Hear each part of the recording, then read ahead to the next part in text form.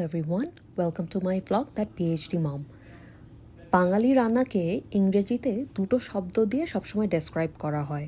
ওটা হচ্ছে frugal cooking, যেটা বাংলাতে বলা হয় মিতব্যয়ী রান্না। এই সাদামাটা রান্নাটা কিন্তু আসলে আমাদের একটা ইতিহাসের পাতার সাথে জড়িত।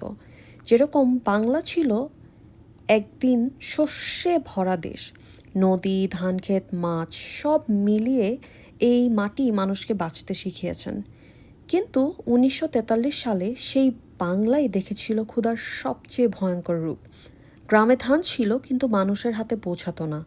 শহরে গুদাম ভর্তি ছিল চালের বস্তায়, কিন্তু রাস্তায় পড়ে থাকা মানুষগুলো জানতো না পরের দিন তারা বাঁচবে কিনা।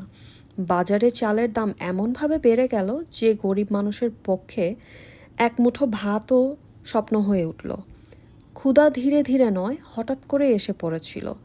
মায়েরা নিজেদের খাবার ছেড়ে দিত সন্তানের মুখে, বাবারা দিনের পর দিন কাজ খুঁজে ফিরত, কিন্তু শরীরে শক্তি ছিল না।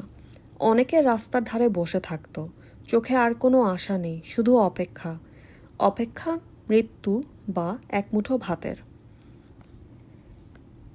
এই দুর্ভিক্ষ প্রাকৃতিক ছিল না শুধু, এটা ছিল মানুষের তৈরি। যুদ্ধের জন্য চাল মজুত হলো, মুনাফার জন্য খাদ্য আটকে রাখা হলো, আর বাংলার মানুষ ধীরে ধীরে অদৃশ্য হয়ে গেল। ক্ষুধা এখানে শুধু পেটের ছিল না, এটা ছিল অবহেলার, নিষ্ঠুরতার, নীরব অপরাধের। তবু বাংলা বেঁচে ছিল। যারা টিকে গিয়েছিল তারা ভুলে যায়নি।